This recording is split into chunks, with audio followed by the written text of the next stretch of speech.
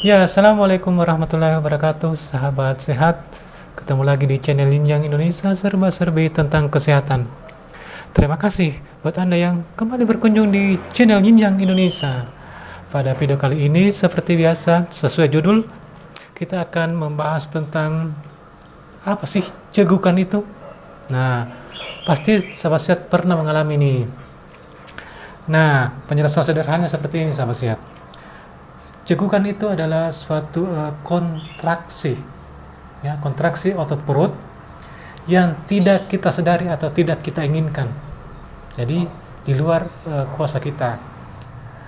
Kontraksi otot ini utamanya terjadi pada otot diafragma perut, merupakan salah satu otot napas kita. Ini otot diafragma. Dia berkontraksi tanpa kita inginkan, kemudian tiba-tiba menutup pita suara kita dan menghasilkan bunyi-bunyian cegukan.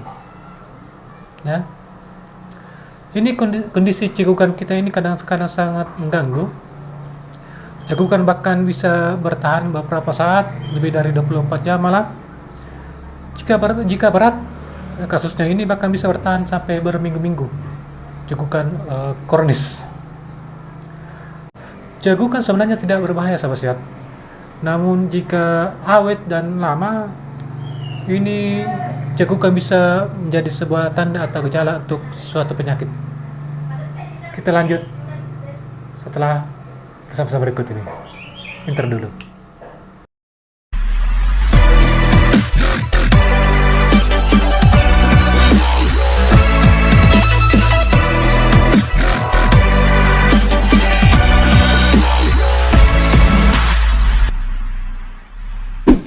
Hai teman-teman, jangan lupa like, comment, oke.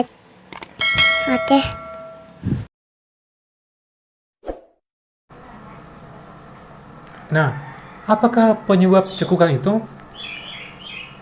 Kita bagi dua dulu, sahabat sehat, ini cegukan.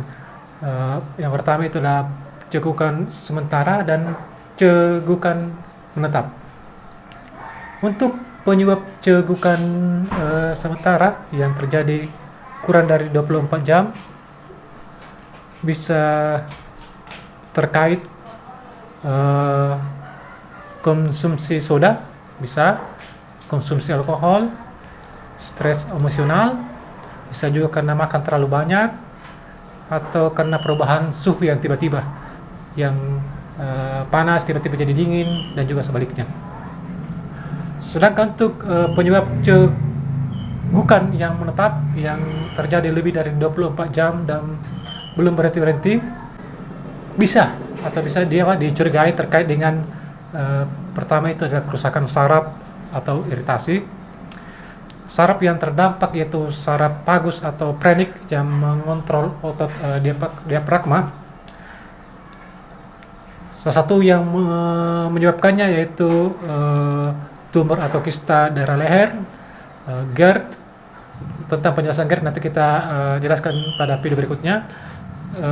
Bisa juga karena nyeri tenggorokan atau laringitis. Selain kerusakan saraf atau iritasi, bisa juga disebabkan oleh karena gangguan saraf pusat. Bisa karena suatu tumor atau infeksi yang bisa berdampak pada saraf pusat, dan dapat juga terkait karena trauma. Penyakitnya seperti meningitis, stroke, trauma, dan kerusakan otak. Yang ketiga, sahabat sehat, penyebab cegukan menetap ini bisa karena gangguan metabolik dan obat. Keadaan seperti peminum alkohol berat, diabetes atau gula, gangguan keseimbangan elektrolit, gangguan ginjal, obat steroid, obat anestesi atau obat penenang bisa menjadi penyebab cegukan menetap tersebut, yang durasi waktunya bisa lebih dari 40 jam.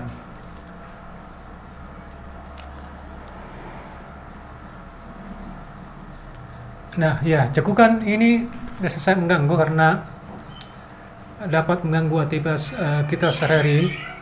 Yang paling terganggu itu adalah ketika kita makan. Aktivitas makan menjadi tidak nyaman, tidur, apalagi ketika kita baru-baru memulai tidur, ketika cekukang itu mulai menyerang, termasuk juga bicara menjadi terhambat dan bisa menjadi pusat-pusat perhatian. Ini sering saya alami ketika cekukang menyerang, tiba-tiba pandangan mengarah kepada kita, seolah-olah ingin menjadi sebuah permainan. Termasuk juga yang berbahaya itu adalah cekukang ini bisa menjadi gangguan penyembuhan luka pasca operasi. Jadi sahabat sehat, garis besarnya cekukang ini tidak menjadi masalah jika sifatnya hanya sementara, tapi akan menjadi masalah ketika sifatnya ini menetap atau berlangsung selama berminggu-minggu. Jika cekukang ini menetap, kami anjurkan untuk segera berkonsultasi dengan dokter.